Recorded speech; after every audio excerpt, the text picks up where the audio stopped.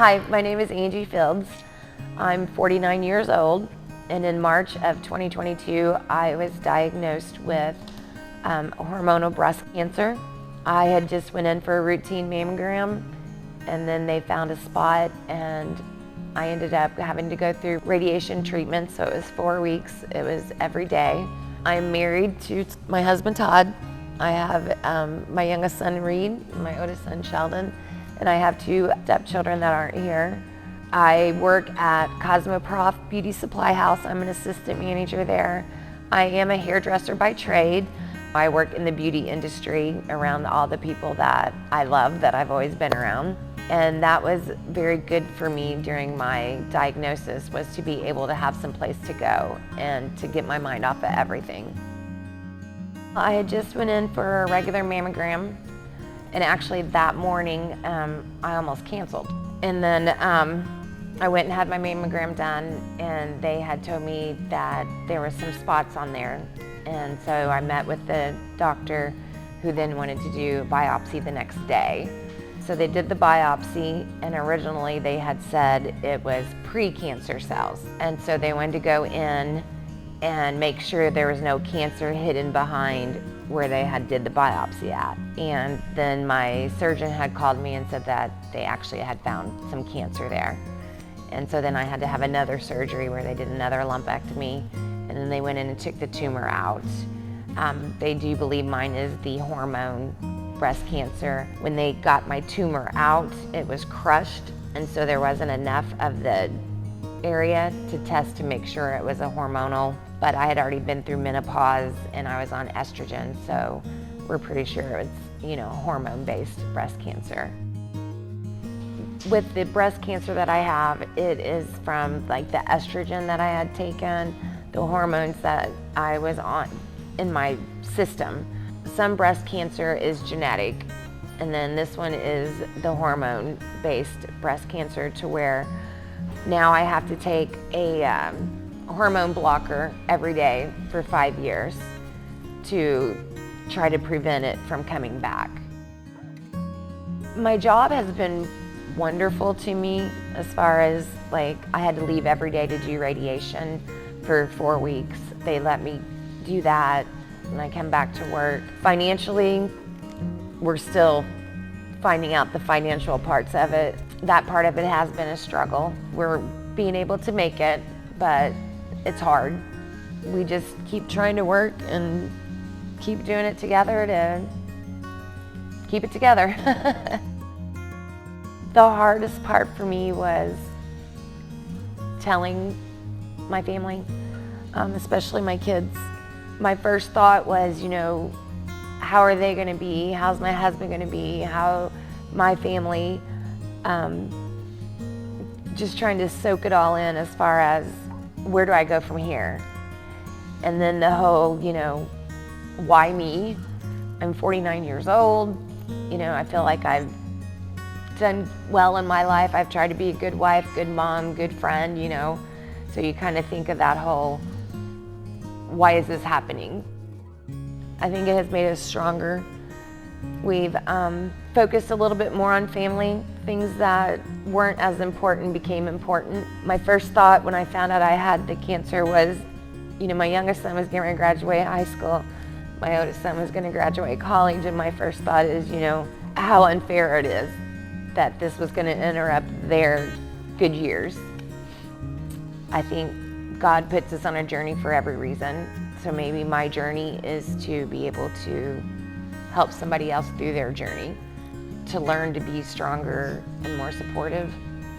My best friend that I have, she is really good about telling me the positive things, that you're a strong person, your story is to tell so that somebody else can know, just like almost canceling my mammogram, how important it is to go to those appointments and to stay on top of your health.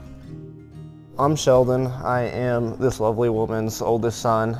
With going through my last year of college and graduating that, how did the diagnosis kind of affect that with the stress that came alongside with college in general? And to be quite honest, I mean, I was already kind of going through a tough time during that period without all of this stuff going on as well. And then whenever the diagnosis came, it just kind of added a lot of stuff there. And really, I threw myself into my work, which is what I typically always do whenever a tough time comes along. When other things are more important, your priorities change up whenever it gets hit with reality, is what I'm trying to say. And now that I'm in another job and graduated, things like that, I'm able to go over there for lunch. It makes us to where we're able to sit around as a family a lot more, which, looking back at it, like, yeah, it's awful. It's always awful, but at the end of the day, the stuff that it does for your family is, there's nothing else in the world that will do that for you. We did a walk, the Susan G. Komen walk for, they called it the More Than Pink walk this year. So they kind of had, they did the breast cancer, but then they also brought up other types of cancers. And my family participated with me, my friends. We did a little bit of a fundraiser. We had some shirts that was called Angie's Angels. And I came up with the name because I felt like I had so many angels around me through all of this that just put their love on me and supported me. And so that was our team name, Angie's Angels.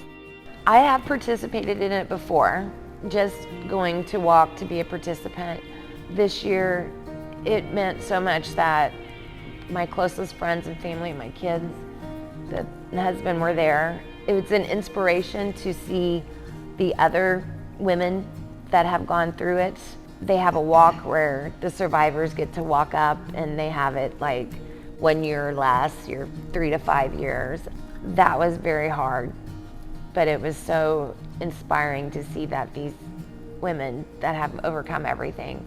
And one of the survivors, I believe they said it was 23 or 25 years that she has overcome. And that was like, you know, I can do this. It's possible. And everything is possible with love and my belief in God and just support. My name is Reed Wilson. I'm the youngest son. I remember when I got a hold of her diagnosis, and I remember the moment I was told about the diagnosis, like my whole world just kind of froze and stopped. The diagnosis, it affected me in a way that I've never been really affected by, because even in the back of my mind, even just first hearing about it, I've already thought like, oh my God, I'm gonna live a world without my mom. And that cripples you down as a person. But I was able to talk to a lot of my friends about it and go to certain events. And it always a little bit bugged me, but it finally made me realize truly what family and friends are. Because those closest people in your life that you knew were gonna leave you a little bit to go to different colleges were able to spend time with you one-on-one. And you just truly realize how close people can be even in the worst moments.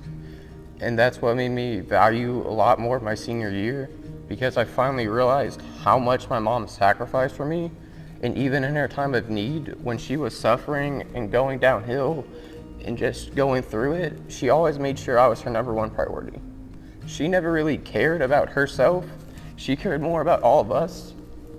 And that just made me realize how much more important family is, how important she is as a person. It is very important to make sure we do our mammograms and make sure that you do your breast exams at home. Make sure that you don't feel anything, and if you do, to make sure you go to the doctor. Make sure you follow up with your appointments. The earlier the detection, the better it is, to where you have a stronger chance of being able to fight it better. And so we don't need to put off those appointments. The mammograms aren't fun. Women don't like to have them done, but it is something that's very, very important, because your early detection is your best fight. My biggest concern is that it's going to come back, and that is a high possibility, is what my oncologist told me, due to the fact that of my age of being 49, that I could be on a higher risk of it coming back. I never would have thought at my age anything like this would happen. It wasn't in my family. I'm the first person in my family to have it. And had I not went and had my mammogram and waited and did it another year, another 2, I could have been a stage 3 or stage 4, to where at least with mine, we caught it early enough that I did radiation only. I did not have to go through chemo because it wasn't in my lymph nodes. So had I waited, it could have been a totally different outcome. After my wife was diagnosed with breast cancer, you stop and think of what's more important in life. And for me, it was being home with my wife. This experience has been really hard. At a younger age, I lost my father to cancer. And then when I found out my wife had cancer, you kind of like feel like you're reliving everything again. At times I didn't know what to say. I didn't know how to say to her. And there was times I'd just be driving to work. Was my time to, I guess you say, let out my anger and my crying, because I didn't want to cry in front of her. I wanted to be strong for her. But then there was days that I come home from work and see her there, and I could tell she needed a hug. So you just go over and hug and hold each other and just tell her it's going to be all right. What they're doing here with Lucas Oil is amazing. I used to work here, and when I worked here, I've seen the amazing things this place does for people. It's just not one time. They're always helping people out. After they told us that they wanted Angie to help us with Angie, it meant the world to us. It really did. Surround yourself with the people that really love you and really care about you, because they're always going to be there to lift you back up. I think the best thing to do is just to be there and be whatever they need, whether it's their punching bag to be mad at, or the hug to cry with, or just holding their hand, just to let them kind of breathe and take it the way they need to take it. Reach out to somebody and talk or cry. On the days that I struggled, I could go in and they would bring me back up, because you're gonna have some really low days. And those days are hard.